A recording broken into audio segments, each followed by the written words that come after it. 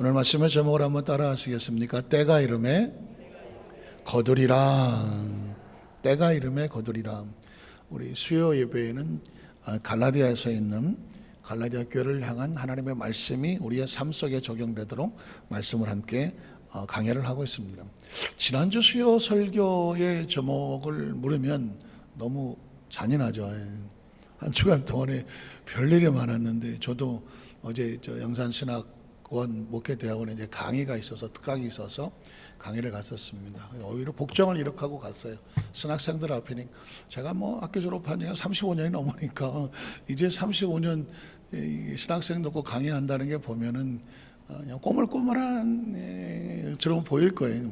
물론 이제 나이가 아니라 이제 영적으로 보면 35년이 지났으니까. 그래서 양복을 딱 차려입고 가서 거저 좀 똑똑이들 들라오 이럴 수는 없는 상황이세요. 그래서 사실은 분위기가 좀 같이 앉아서 토크식으로 했으면 좋겠다 했는데, 또 가보니까 또 그 분위기가 아니에요. 부흥의 분위기 같은 느낌이어서 제가 조금 편안하게 강의를 하고 그랬는데, 그래서 이제 그 가방을 좀 다른 가방을 들고 갔는데, 그 십자가를 거기다 들고 갔는데 가방을 안 갖고 왔네. 그래서 오늘은 편안하게, 목에 십자가가 있으니까 굉장히 부담스러운데 오늘 뺐더니 좀 자연스러웠기도 하고, 어쨌든 그런 마음을 가지고 하는데, 여러분 지난주에 무슨 설교를 들었냐고 물어보면 진짜 너무해요 목사님 이럴 것 같아요. 제가 그래서 항상 여러분에게 답을 드리잖아요. 피차 서로 짐을 져줘라. 그냥 서로의 짐을 져줘라. 그 내용을 보면 교회 안에 잘하는 사람도 있지만 조금 부족한 사람들도 있잖아요. 그냥 백날 잘하는 사람도 있지만 가끔가다 실수하고 또 그런 사람도 있단 말이죠. 그랬을 때 이 공동체라고 하는 것은 누가 잘하나, 잘하는 건 좋지만 나는 잘하는데 너는 왜 그 모양이냐라고 다른 사람 비판하고 서로 비교해서 그런 사람을 갖다가 꾸짖는다든가 정죄한다든가 또 그런 부분에 판단을 한다든가, 이건 하나님의 나라가 아니라는 것이죠. 사실 기독교에 가장 조심스럽고 우리가 늘 자다가 깨어나도 잊지 말아야 될 것은, 교회는 은혜의 장소고 피차같이 목욕탕에 와서 서로 깨끗하게 씻으려고 온 사람이지, 먼저 씻었다고 나는 깨끗하고 늦게 들어와서 너는 지저분하다 할 자격이 없는 거예요. 다 목욕탕에 왔으면 씻으러 온 사람이지, 누가 조금 더 깨끗하고 조금 더 더럽고 이거 따지러 온 게 아니란 말이죠.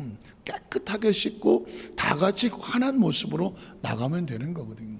그래서 강남에 어떤 교회 목사님이 청년들을 놓고 설교를 하시면서 짧은 설교 내용을 들으면서, 이 목사님이 참 어려운 얘기인데 청년들에게 굉장히 중요한 얘기를 하는구나. 그분 얘기를 이렇게 제가 인용을 하면 이렇게 얘기를 하는 거예요. 술, 담배 먹는 건 죄가 아니다. 청년들을 향해서 하는 겁니다. 자, 술, 담배 먹는 건 죄가 아니다. 이유가 뭐냐? 그 앉아있는 청년들이 술, 담배 먹는 건 죄가 아니다 그랬더니 청년들이 얼굴이 환하게 피더랍니다. 이거 봐라. 당신들의 얼굴이 환하게 피는 걸 보니까 술, 담배 먹는 건 죄가 아니다. 성경에 술, 담배를 먹지 마라, 취하지 말라는 있지만 먹지 말라 그런 내용은 없다. 성경에 없는 얘기를 가지고 술 먹는다고 담배 핀다고 저거 술 먹어 담배 펴 라고 손가락질하는 것은 위험하다, 이렇게 시작을 합니다. 그러면 조금 우리가 이걸 어떻게 받아들일지 좀 애매하긴 하죠. 그런데 사실 기독교가 우리나라에 선교에 들어올 때 나라마다 조금씩 차별이 있는데, 우리나라 사람들은 멀쩡한 사람들도 술만 먹으면 상태가 이상해. 어느 나라는 술을 먹으면 한꺼번에 폭주를 하지 않고 술 한 잔을 놓고 2시간, 3시간을 이야기하면서 먹기 때문에 술을 마셔도 취하지를 않아요. 술 먹는 자체의 분위기를 따지는 거지. 그런데 이 우리나라 사람들은 그냥 죽기 살기로 마셔. 그래서 이 술을 심하게 먹고 나면 거의 동물이 되는 경우가 많아요. 주로 뭐가 됩니까? 개가 됩니다. 주로 그러니까는 이 술을 많이 드시면 멀쩡하던 사람다 뭐 소리를 지르기 시작을 하고 폭력적이 되기도 하고, 괜히 지나가는 사람 붙잡고 시비를 걸고 네가 쳤냐 내가 쳤냐, 그리고 또 뭐 아무데나 그냥 노상방뇨를 막 해대시고, 왜 많이 먹었으니까 그냥 아나무인이 돼버리지 않습니까? 그리고 뭐 어떤 분들은 그냥 하늘을 뭐 입을 삽고 땅을 요삼았고 그냥 길거리 나자빠 주무시는 분도 예전에는 많았습니다.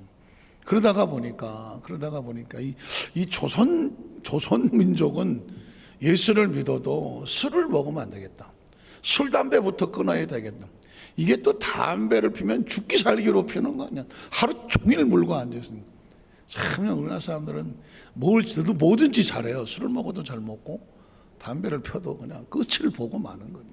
그러니까 예수를 믿으면서 제일 먼저 뭐부터? 술을 금지, 그리고 담배 금지, 처음부터 교육을 시킨 거예요. 그래서 크리스천들은 교회에 오면 술을 끊고 담배 끊고 와라 막 이렇게 할 정도로, 그러다가 보니까 이제 성도 삶 가운데 크리스천은 절대 술 먹거나 담배를 피지 않는 게 기정사실화 됐죠. 크리스천이 술 취하고 담배 피는 것은 하지 않거든요.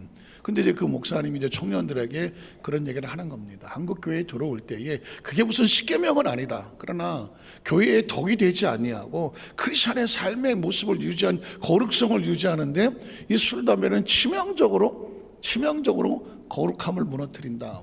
그러므로 당신이 크리스천이라면 그 거룩함을 유지하기를 원한다고 하면 술 담배를 멀리하라. 그러나 나는 술 담배를 먹지 않는데 너는 아직도 술도 못 끊었냐? 담배도. 이렇게 하면서 기준의 잣대로 보지는 마라. 야, 내가 얼마나 많이 기도한 줄 알아? 나 성경, 난 박사야. 나는 뭐든 하나님 시키는 거면 난 한 번도 어긴 적이 없어. 오케이, 당연히 잘한 거죠. 그런데 그게 다른 사람을 판단하는 잣대가 된다면 그건 신앙이 아니거든요. 기억하십시오. 내가 하나님 앞에 열심히 헌신하고 봉사하는 그것이 하나님 앞에서는 은혜이지만 혹시 어린아이 같은 심정으로 여전히 넘어지고 쓰러지고 아직도 세상과 하나님께서 왔다 갔다 하면서 몸부림치며 갈등하고 있는 그런 어떤 그 어린 신앙을 향하여서 하고 판단하고 정죄하는 것은 옳지 않다. 그건 기독교 정신이 아니고 유대교인과 같아요. 유대교인들은 그래요. 사실 하나님이 그거 바꾸려고 예수님을 이 땅에 보내신 것이거든요. 그래서 예수님은 종교 지도자들과 늘 같이 먹고 마셨던 것이 아니라 가난하고 병들고 세리와 같고 창녀와 같고 이방인들과 같고 그 사람들과 같이 더불어 지내며 그들에게도 길을 열어주신 것. 나는 정죄하러 온 것이 아니라 구원하러 왔다는, 기억하십니까? 심지어 현장에 가늠하다 잡힌 여인을 향해서도 다 돌을 던지자고 했을 때 예수님께서 말씀하신 건 뭘까요? 너희 중에 죄 없는 자 있으면 돌 던져라. 판단할 능력과 자격이 있다면 돌 던져라. 아무도 돌을 던질 수가 없는 거죠. 예수님께서 돌 던질 수 있음에도 불구하고 나도 너를 정죄하지 아니한다. 기독교의 가장 근본적인 목적은 뭔지 아십니까? 예수를 믿는 가장 근본적인 목적은 뭔지 아십니까? 우리가 다 부족함을 고백하고 더불어 같이 올라가야 돼요. 같이 손 잡고 좀 더 먼저 가고 나중 가고 모릅니다. 나중된 자가 먼저 될지 아무도 모르는 겁니다. 그래서 저와 여러분의 신앙생활을 하면서 아주 중요한 건 뭐냐? 교회 공동체 안에 부족한 모습이 보인다고 할지라도 그걸 바로 마치 무슨 패대기 치듯이 오락실에 두더지 올라오면 그냥 막 패버리는 것처럼 이거 언제 올라오나 이게 아니거든요. 이해가 가십니까? 이 교회 공동체 안에 가장 중요한 건 나도 은혜를 받고 나도 용서를 받았으니 내가 할 수 있는 것은 나도 옛날엔 저랬지, 나도 예전에 이렇게 부족했었지, 나도 모자랐었지 하면서 어떻게 그 사람들을 어떻게 해줘야 돼요? 품어주고 기다려주고 안아주는 것. 이게 바로 크리스찬이즘. 어느 대학 교수가, 그 교회에서 쓰는 말인데 대학 교수가 강의하는 가운데 이런 얘기 하더라고요. 사람이 죽을 때가 되면 껄껄껄 한다. 혹시 들어보셨는지 모르겠어요? 사실 그건 이제 지옥에서 하는 소리가 껄껄껄이죠. 왜?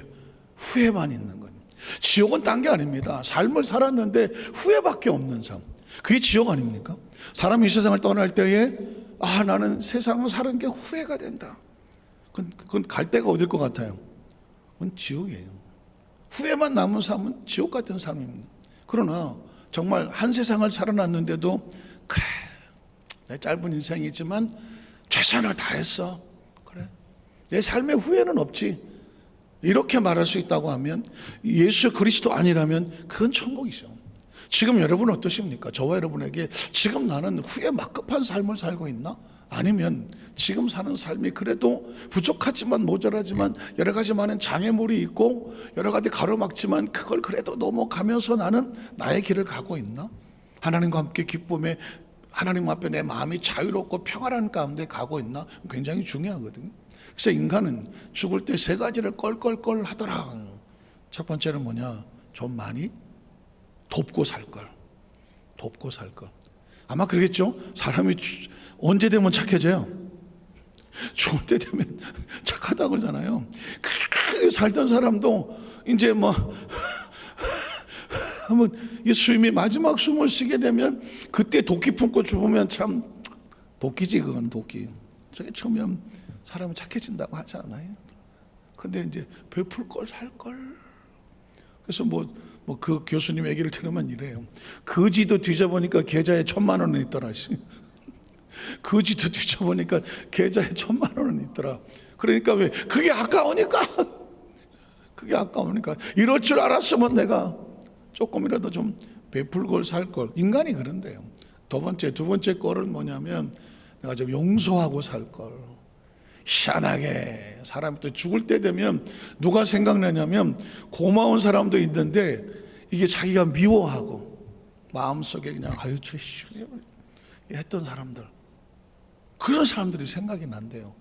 그래갖고는 용서를 받고 내가 이 세상을 떠나기 전에 미안하다고 내가 용서를 구하고 또는 내가 용서해 줄 사람에 대해서 용서하고 살 걸. 저 실제로 그런 거 받아본 적이 있어요. 이제 참 실명을 말하긴 그런데 전혀 저한테 이제 그런 문자를 보내시지 않아도 되시는 저보다 위에 계시는 분인데 어느 날 문자가 딱 들어온 거예요.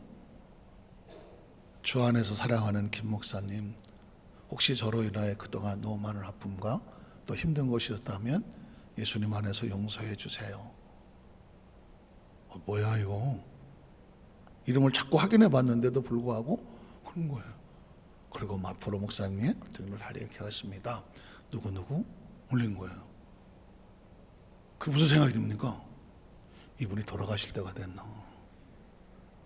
그 나중에 알고 봤더니 진짜 암 수술을 받으러 들어가시면서 그분이 이제 내가 이제 들어가서 나올 수 있을까? 그러다가 보니까 이분이 혹시 못 나올지도 모른다 이런 마음이 생기니까 당신이 아시는 많은 분들에게 혹시라도 나로 인하여 마음이 힘든 것이 있었다면 나를 용서해달라 하고 문자를 보내신 거예요. 그러니까 사람은 마지막 순간에 내가 좀 더 용서하며 살 걸 하는 걸 뒤늦게 깨닫는다는 거죠. 사실은 진작 깨달아야 되는데. 그래서 저는 돌아가시면 안 되는데, 그래서 참 거기 나름대로 답변을 해서 보냈는데 안 돌아가시고 이제 건강히 돌아 나오셨어요. 돌아 나오셨는데 표정을 보니까 옛날 표정은 아니야. 여전하셔. 사람은 잘 안 변하는데 언제 변한다고? 돌아가실 때가 되니까 변해. 나중에 또 지금 천국 가셨지만은 제가 말씀을 합니다. 이 이야기에 저를 포함해서 여기서 빠져나갈 사람 아무도 없어요. 좀 더 베풀고 살 걸, 좀 더 용서하며 살 걸, 그죠? 마지막은 누군가 시켜서 하는 것이 아니라 내 스스로 내 마음의 기쁨과 감사를 위해서 하고 싶은 걸 좀 할 걸. 그러겠죠. 사람들이 그런 사람 있잖아요. 마지막 때 되면 난 내가 하고 싶은 걸 하나도 못하고 살았어. 그런 사람은 항상 마음이 불안한 겁니다. 그리고 행복하다고 느끼지를 않는 거예요. 그래서 여러분, 예수님 안에서는 하나님 안에 기쁨과 감사 은혜를 가지고 내 마음에 기쁨을 줄 수 있는 그걸 가지고 살아가는 사람은 마음의 영적인 근육이 단단한 거예요. 이런 사람은 잘 꼬이지를 않아요. 마음에 기쁨이 있어서 할렐루야. 내가 좀 하고 싶은 세상적으로 막 산다는 것이 아니라 하나님 안에서 기쁨과 자유로 이 은혜를 받으며 살아가는 사람은 꼬이지를 않아요. 누가 좀 서운하게 해도 아이 할렐루야. 조금 힘든 게 있어도 할렐루야 하고 갑니다. 근데 이게 안 되면 근육이 약해지면 더 거듭 넘어진다는 것이죠. 그래서 사실 이런 문제는 갈라디아 교회만 있는 게 아니라 무슨 옛날 중세 교회만 있는 게 아니라 지금 현대 교회 우리 교회 안에도 이 땅의 모든 교회 공동체 안에서도 가장 중요시 여겨야 될 것은 뭐냐? 인간관계. 여기서 평안해야 돼요. 교회 안에서 편안하고 아름답고 따뜻해야 돼. 혹시 내가 이 얘기를 했더니 그 사람이 나를 아유 저 사람 저런 사람이야 라고 판단할까? 이런 분위기가 된다면 그건 교회가 아니냐.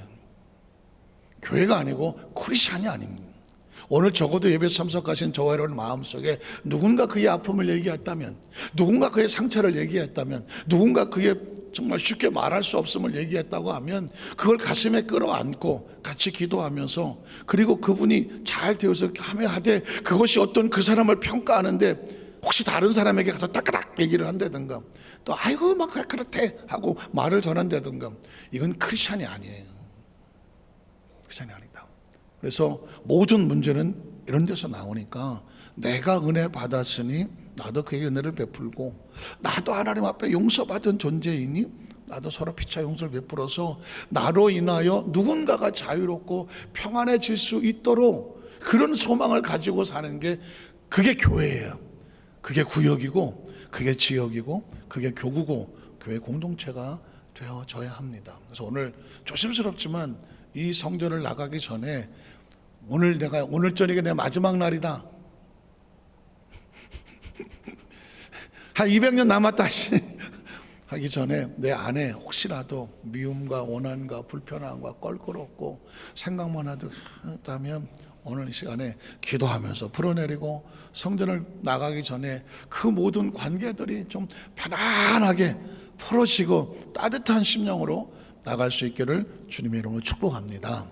자, 이렇게 안에 내부를 해놓고 그 다음에 교회 일꾼들에게, 바울이 이제 갈라디아 교회 일꾼들에게 세 가지를 얘기합니다. 첫 번째는 뭐냐면 말씀을 가르치는 자와 좋은 것을 함께 하라는. 갑자기 왜 이런 얘기가 나오는지 모르겠고 하나님 말씀이니까 서로의 피차의 짐을 져줘라. 그리고 난 다음에 6절에 가보면 이렇게 말하는 겁니다. 가르침을 받는 자는 말씀을 가르치는 자와 모든 좋은 것을 함께 하라는. 이거 생각이 깊어지는 거죠. 까딱 잘못 이야기하면 오해의 소지도 없지는 않아요. 자, 가르침을 받는 자는 뭘까? 제자, 학생, 또는 교회 안에 성도, 또는 열심히 말씀 받고 일하는 일꾼, 이렇게 표현할 수 있을 것 같고요. 자, 말씀을 가르치는 자는 뭘까요? 교사, 선생, 또는 목사님, 전사님, 이런 어떤 앞에 끌고 가는 사람, 또 어떤 것을 같이 갖고 가는 사람. 그러면 어떻게 되느냐? 모든 좋은 것을 함께 하라. 이게 무슨 말일까? 왜 이런 말이 성경에 기록돼야 할까? 말씀을 묵상하는 가운데 문득 이런 생각이 들더라고요. 어머니날, 옛날엔 어머니날이었습니다.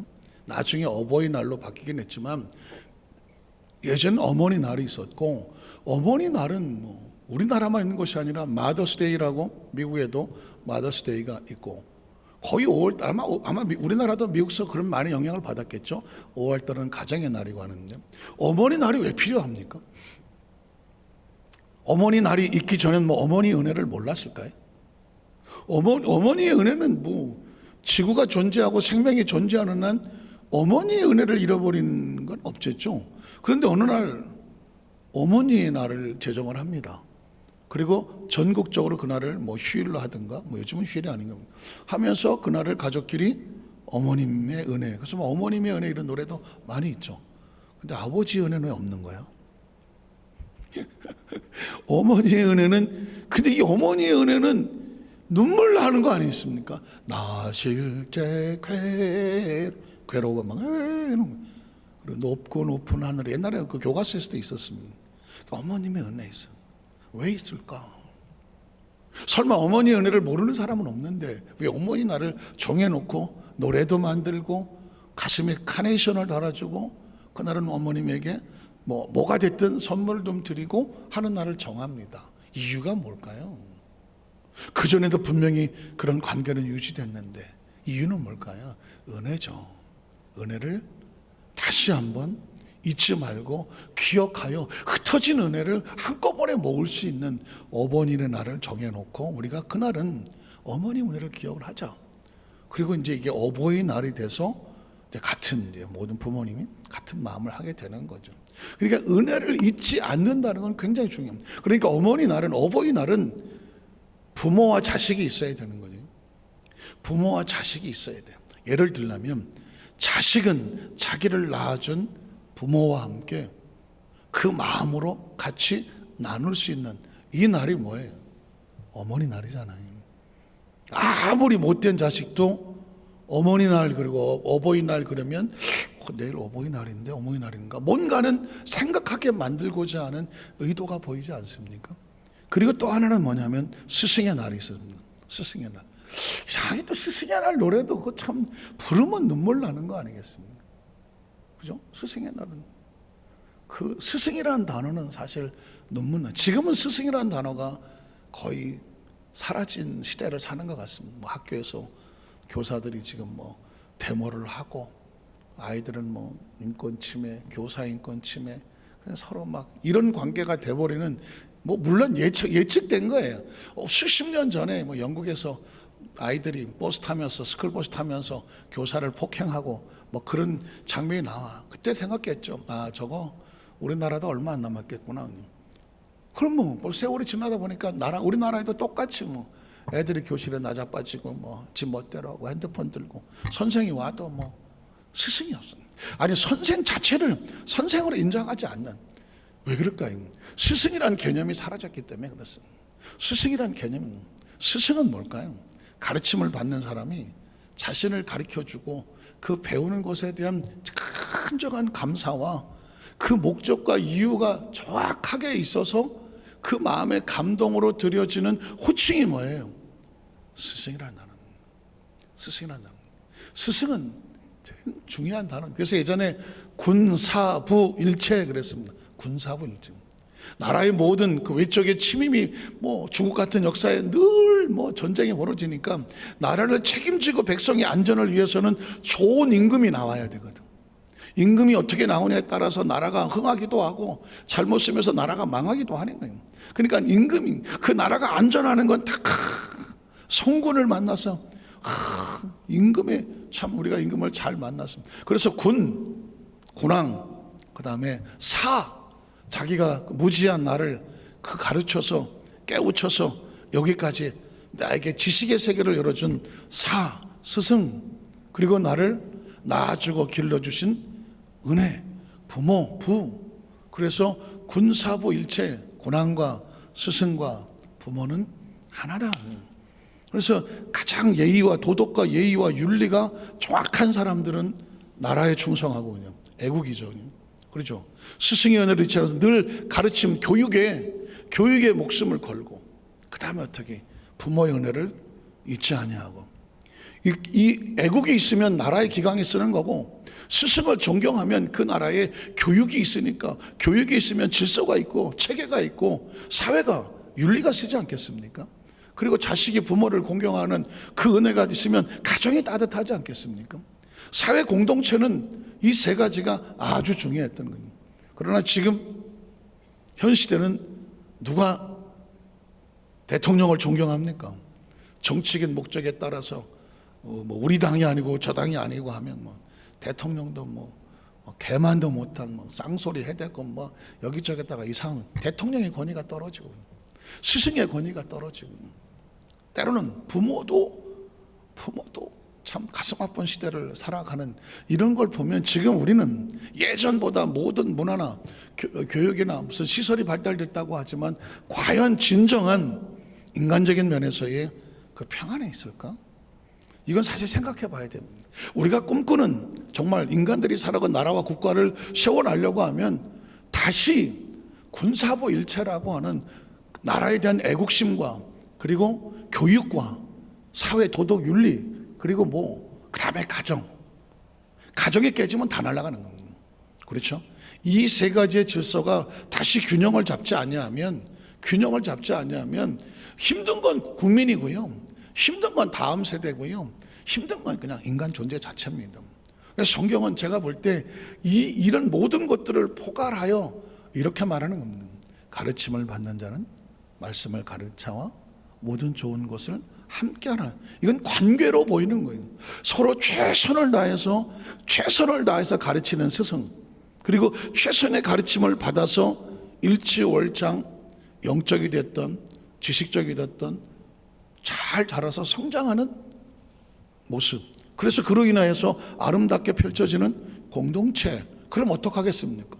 서로 좋은 것을 주려고 하지 않겠습니까? 가르치는 자는 최상의 가르침으로, 가르침을 받는 자는 그 삶에 가장 좋은 어떤 마음이 됐든 뭐가 있든지 간에 그것을 서로 스승을 기쁘게 하고 또 제자를 기쁘게 하면서 서로 기쁨이 되어지는 그런 모습.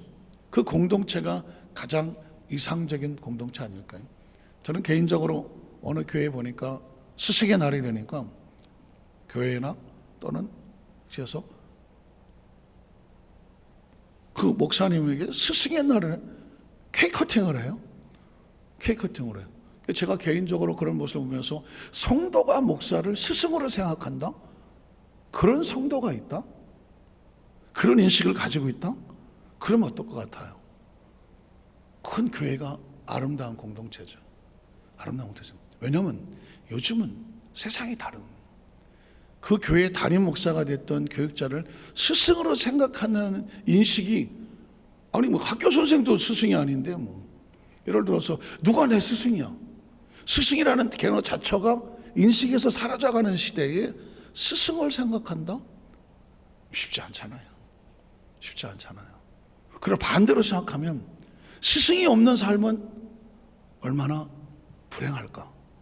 어떻게 생각하십니까? 누군가 삶을 살아가는데 당신의 스승은 누굽니까? 라고 물을 때 내가 스승이라고 말할 사람이 있을까? 학교도 다 대학까지 교수도 있고 선생도 다 있었겠고, 심지어 유치원 선생도 있었겠고, 그리고 살면서 자기 인생의 선배나 아니면 누가 가르치는 사람도 있었겠고, 교회를 다녔으면 어려서부터 교회 교사도 있었겠고, 또는 목사님들도 있었겠죠. 그런데 예를 들어서 내가 스승이라고 말할 수 있는 사람이 있을까? 얘기는 다른 거죠. 스승은 내가 마음에서 우러나와야 되잖아요. 전 그분을 정말 존경한다. 그분의 가르침이 나에게, 내 인생이나 내 신앙에 엄청난 영향을 미쳐서 나는 그걸 그대로 믿고 따라가며 그것이 내 인생을 바꾸고 있다. 그의 가르침이 내 인생을 바꾸고 있다 라고 자원해서 나와야 그분이 나의 스승입니다 라고 되는 겁니다. 오늘부터 내가 내 스승이야? 그런 관계는 없는 거예요. 어떻게 생각하십니까? 이제 그런 관점에서 과연 이 교회 공동체 안에 한 사람은 그냥 일방적으로 그냥 목사님이니까 설교를 하고, 성도들은 앉아서 목사님 설교하니까 오늘 설교는 나한테 이거 굉장히 드라이하지 않아요, 영적으로? 만약에 그렇다면 신앙은 참 얼마나 좀 건조할까 하는 거죠. 무슨 이야기인지 아시겠습니까? 어느 게 부교육자들이 담임 목사를 스승으로 생각한다네요. 눈물 나는 일이죠. 요즘 신학생들이 교수를 스승으로 생각하겠습니까? 그냥 교수님이에요. 부교육자들이 담임 목사를 스승으로 생각하겠까요? 목사님 담임 목사님과 나는 그냥 부교육자. 어떻게 생각하십니까? 스승이라는 단어는 한꺼풀이 더 깊이 들어가는 겁니다. 마음속에서 우러서 나오는 존경이 있을 때 그게 스승이 됩니다. 가르치고 한쪽은 가르치고 한쪽은 배우는 관계라고 해서 스승이 되고 제자가 되지는 않습니다. 스승은 제가 볼 때 제자가 만드는 것 같아요. 마음에서 울컥거려야 그게 스승이죠. 제가 어저께 영산 강의를 갔는데 그 학장하고 한참 얘기를 하는 가운데 이제 조 목사님 생전에 강의하신 거를 이제 잠깐 제가 얘기 도중에 듣는데,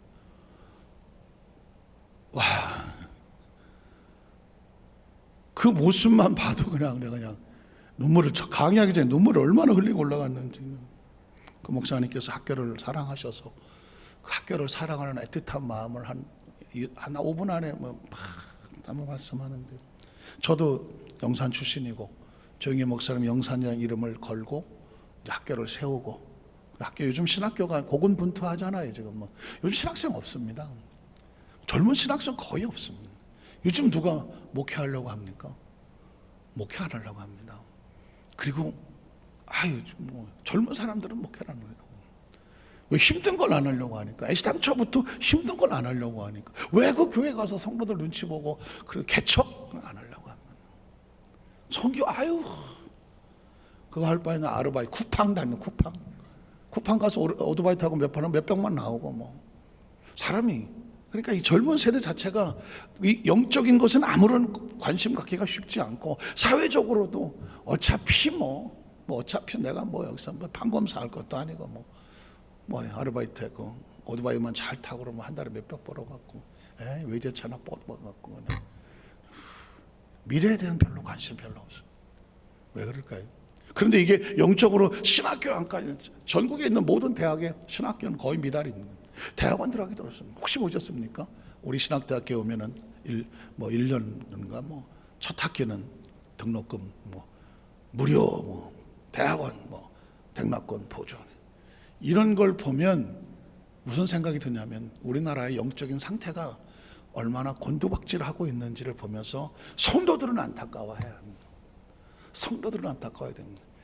교육은 백년지 대계라고 해서 그 나라의 힘은 교육에 있는 거 아니겠습니까? 사회적으로 볼 때 대한민국이 이 전후에 이 짧은 세계에 이렇게 전 세계 경제 11대 11위 하고 있는 이유는 딴 거 아닙니다. 전 대한민국의 어머니들입니다.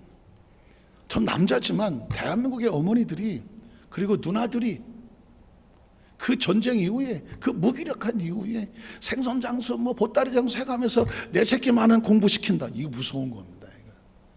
내 새끼만은 공부시킨다. 이거 무서운 거예요. 무서운 겁니다, 여러분. 그래서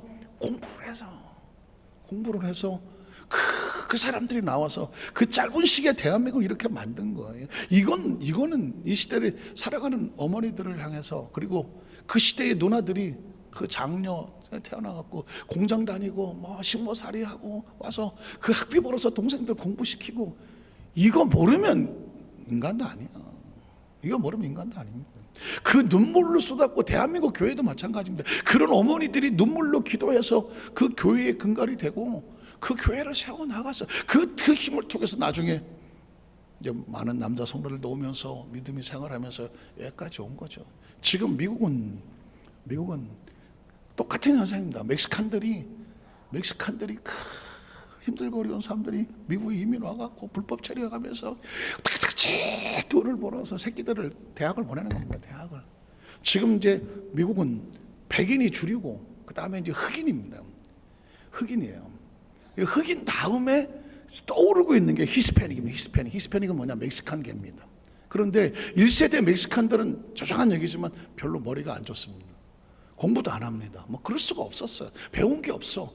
멕시칸들은 일주일 벌어서, 주급으로 사니까 일주일 벌어서 그 돈 가지고 이런데 반짝이 붙이는 거 좋아해서 반짝이 장사가 잘 됩니다.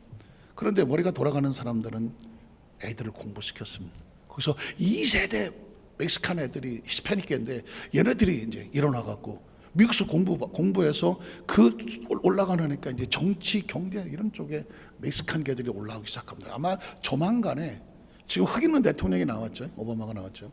멕시칸 히스패닉계 가운데 분명히 미국 대통령이 나올 수도 있습니다. 왜냐하면 어마어마합니다.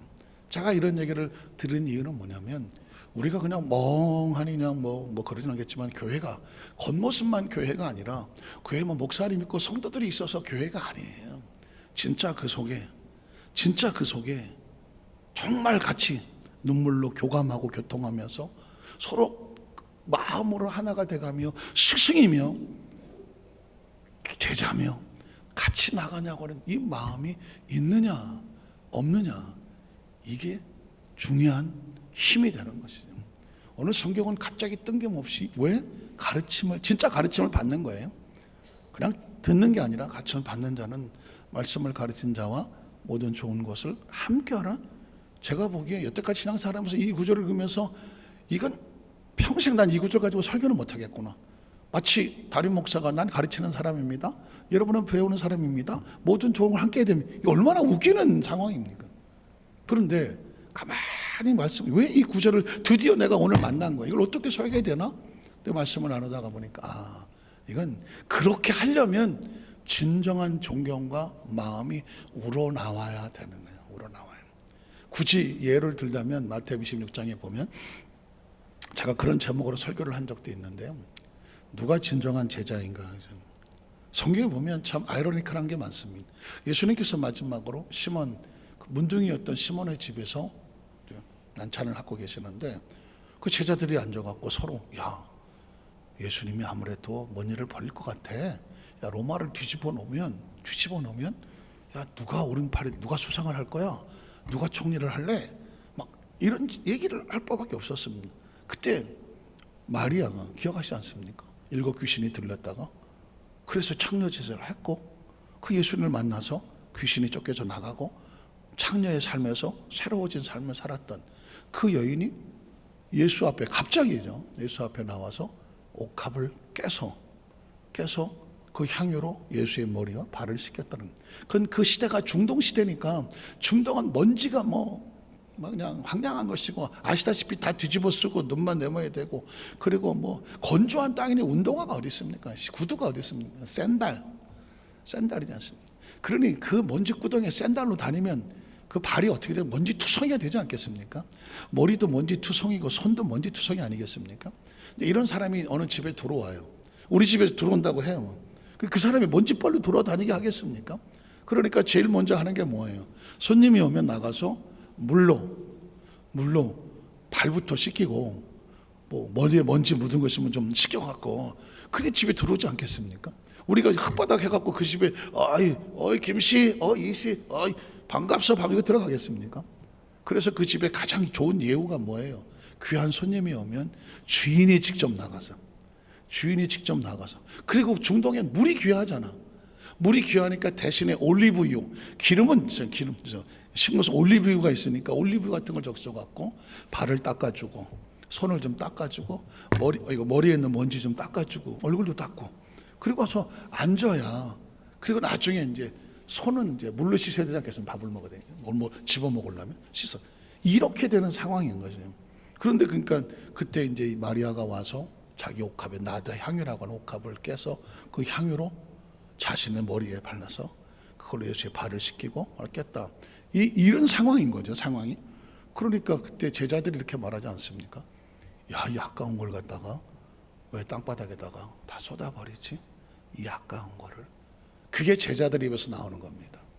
왜 그런 얘기가 나올까요? 제자들이 볼 때는 그 물질이 아까운 겁니다. 예수님이 보이지 않아요. 저게 얼마짜리야? 그 여인의 몸값이거든요. 시집갈 때 가져갈 지참금이거든요. 그 당시 여자들은 시집을 좋은 데로 가려면 나 지참금이 이만큼 있다고 나 집 있고 차 있고 다 있다고 이따위 소리 하는 거거든요. 그리고 거기에 그 시대가 그럴 수밖에 없는 시대예요. 그런데 그 옥합을 깼다는 얘기는 자신의 지참금을 다 내놨던 얘기와 같은 거거든요. 그러려면 어떻게 돼요? 마음이 없으면 안 되는 겁니다. 여러분, 물질은 마음이 없으면 절대로 안 되는 거예요. 내가 어떻게 버는 물질인데 이거를 마음이 없이 그냥 남들 보기에 안 되는 겁니다. 그러니까 그 물질이 얼마나 비싼 걸 알기 때문에 그 제자들이 볼 때 이 여자가 미쳤나 이거? 이 아까운 걸 갖다가 땅속에 다 쳐다보고 하면서 서로 계산하게 저거 얼마야 저거? 그렇지 않습니까? 그러면서 하는 얘기가 뭡니까? 그렇게 얘기하면 또 세속적으로 보일까 봐 한다는 소리가 저걸 가난한 자들에게 나눠주면 저게 얼마나 많은 사람들이 혜택을 보겠어. 그게 속마음인지 겉마음인지는 모르겠지만은 그렇다 이 소리를 합니다. 그때 예수님께서 뭐라고 말씀하십니까? 가만 두어라. 저가 내게 좋은 일을 하였느니라. 이 여자가 지금 나의 장래를, 예수님은 지금 이제 그 십자가의 고난을 향하여 그 십자가에 올라가서 죽음과 싸워야 되는 상황입니다. 이스라엘과 유대의 문화는 사람이 죽으면 모량, 시체를 씻는, 그리고 이제 냄새를 막아야 되니까 향유를 바르는 거거든요. 그 향유를 예수의 발에 불렀다는 얘기는 예수님이 곧 죽음의 위치에 임할 거를 사인하는 것과 같아요. 예수님께서 가만두어라, 저가 내게 좋은 일을 하였느니라. 그러면 사실 말씀이 뭐예요? 이 여인이 행한 일을 내가 기억하여 복음이 증거되는 곳마다 내가 기억되게 하리라. 뭐예요? 마음에 두겠다는 거거든요. 마음에 두겠다는 것입니다. 신앙은 그렇습니다. 제가 오늘 말씀을 들으면서 말씀을 여기서 정리를 할 건데요, 누가 진짜 제자입니까? 누가 진짜 제자냐고요? 예수님은 3년 반 따라다녀서 제자입니까? 따라다니는 결과가 뭡니까? 예수님 앞에서 자기 마음은 콩밭에 가 있는 겁니다. 야, 누가 총리 될 것 같아? 하늘에 총군 천사가 와서 로마를 갖다 엎어버리고 예수님이 그냥 왕관을 쓰고 왕이 되고 그러면 우리가 3년 만을 따라다녔는데, 야, 넌 장관 자리 하나 안 주겠어? 이따위 생각이나 하고 있었던 그게 제자입니까? 아니면 이 여인이 무슨 일을 하고 있는지는 모르겠지만 사실은 내 물질 있는 곳에 내 마음이 있다고 했으니까 지참금을 다 쏟았던 얘기는 예수님 앞에 자기가 할 수 있는 표현은 그거밖에 없는 거잖아요. 마음을 쏟았다는 거거든요. 누가 제자입니까? 울커덕, 제가 그 본문을 묵상하다가 울커덕 눈물이 나는 거예요. 혹시 나는 어떤 행위와 행동으로 이걸로 내가 주님을 사랑합니다, 이 정도면 주님 앞에 헌신합니다, 혹시 너 제자들과 함께 그러면서 뭔가 내가 이만큼 했는데 하나님 나에게 뭐를 좀, 이런 거 아닐까? 내 계산이 아닌 하나님 앞에 정말 하나님의 마음을 감동시킬 만한 내 마음의 진정성이 하나님 앞에 전달되어질 때 그걸 신앙이라고 말하는, 그게 진짜 제자이어야 되는 것입니다. 그러니까 세상의 어떤 관점과 계산이 아닌 하나님의 마음이, 네가 진짜인 줄 아는데 네가 그 마음을 나한테 줘서 내가 울커덕하게 만드는, 그게 진짜 제자인 거죠.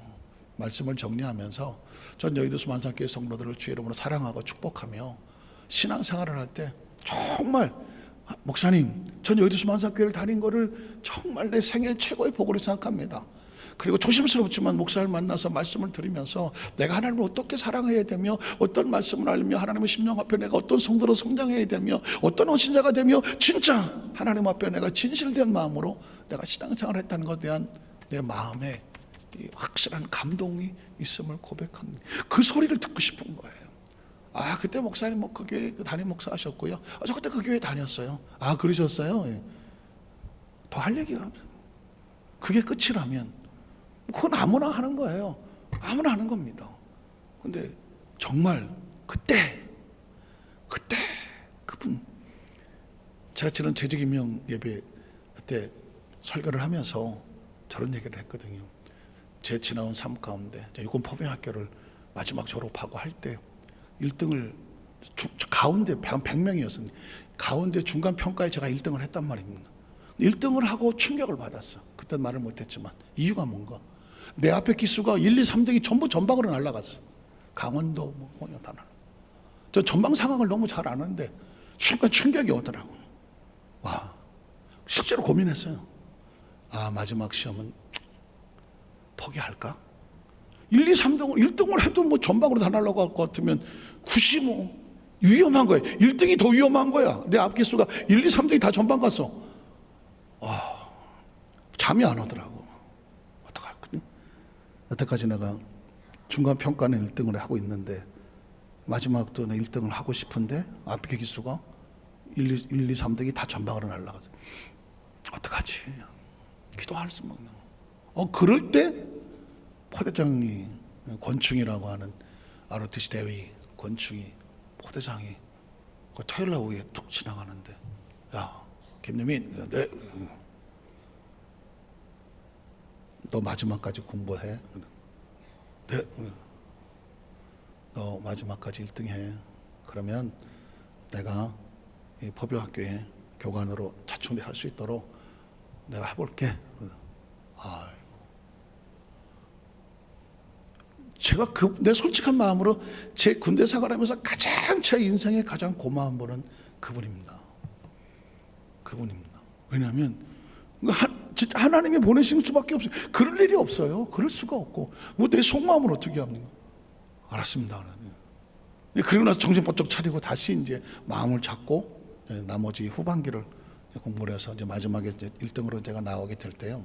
그때 교관, 그 포대장, 구대장, 교관까지 세 사람이 다 추천을 합니다. 이 사람을 육군포병학교 교관으로 추천합니다. 그래서 포대장, 구대장, 교관이 셋이 다 추천을 해갖고 5명이 남는데 성적으로 된 사람은 나하고 2명이고 나머지는 다 집안에 스타가 있어요. 군대는 백이잖아요. 집안에 스타가 있는 애들이 한 3-4명이 딱 되고, 그리고 이제 2명만 저는 성적으로 자칭이 됐어요. 제가 그분에 대한 고마움을 잊을 수가 없어요. 고마움. 그런데 신기한 건 그날 우리 호수교 권사님 그 가족이 왔는데 그 아들이, 그분이 이제 예편하시고 문일고등학교, 서울 문일고등학교에 선생으로 계신다는 얘기를 들었거든요. 그랬더니 한 분이 쫓아와서 나한테 목사님, 저 권충희 선생님한테 배웠습니다. 제가 깜짝 놀라는 건 뭐냐면요, 확률적으로 로또도 그렇게 맞을 수가 없는 일들이 벌어져요. 호주에 갔을 때도 생각해 보십시오. 28년 전에 중학교 1학년짜리를 내가 안수해서 기도했던 친구가, 그 사마귀가 다 났던 그 친구가 어떻게 호주 펄스에서 그때 그 시기에 거기 와서 나를 만나냐고요. 인사하러 오느냐고요. 제가 흥분할 수밖에 없는 게 28년 전에 사람이 지금 지구상에서 하필이면 호주 땅에서, 그것도 펄스, 호주가 얼마나 넓어요. 펄스에서 만났으니 내가 흥분 안 할 수가 없잖아요. 근데 그리고 흥분이 가시기도 전에, 아니 제가 수십 년 전에 제 군대 생활할 때 저한테 진짜 내 마음에 잊지 못할, 진짜 그분은 나의 군에서 말한다면 스승과 같은 분이죠. 제 인생의 앞에 그분의 말 한마디가 저의 인생을 바꿔놔든. 그런데 세월이 지났는데 그분한테 공부를 했다고 하는 친구가 거기서 와서, 목사님 저 그분한테 공부 배웠습니다. 이야, 물론 대한민국이 좁기도 하겠지만은 그런 거거든요. 전 우리 수만상교회 성도들의 마음속에 당연히 예수님이 구주로 믿고 예수님이 우리의 스승이시죠. 그러나 여러분 마음 가운데 교회를 사랑하는 마음이 있다면 여의도 수만상교회가 내 교회로서는 내 마음의 스승이다. 그리고 이 강단에서 뻗지는 말씀이 내 마음속에는 그냥 단어 의미를 떠나서 나의 삶을 이끌어가는 스승과 같다. 그런 마음으로 여러분 신앙생활을 하신다고 하면, 그럼 교회는 진짜 여러분의 마음 가운데 하나님 주시는 애착과 감동이 누구보다 뜨거워질 것이고, 저 역시 강단에 있을 때마다 하나님, 이 강단에서 말씀을 증거할 때 말씀을 듣는 모든 성도들의 마음속에 하나님이 운명과 미래를 바꿔놓는, 우리 교회 와서 예배를 드리고 말씀드리면서 뭐가 달라져야 돼, 삶이 달라지는 하나님의 역사가 임하게 하여 주시옵소서. 그런 마음으로 쓰는 거거든요. 그런 마음이 아니면 그건 직업이 아니겠습니까? 그런 마음이 아니면 그건 그냥 역할이지. 전 그런 마음으로 하고 싶지는 않은 거예요. 오늘 저와 여러분이 이 땅에서 함께 신앙생활하고 천국 가는 그날까지 우리의 주어진 시간이 뭐 이렇게 많을지는 모르겠어요. 많지는 않겠죠. 100년 안쪽 뭐예요? 몇십 년도 안 남았을 텐데, 함께하는 동안에만큼은 우리가 서로 함께 좋은 것으로 서로의 마음이 교감되어지는 함께 기쁨을 격하게 나누는 우리 모든 성도님 되시기를 주님의 이름으로 축복합니다. 기도하겠습니다. 하나님 아버지 감사합니다.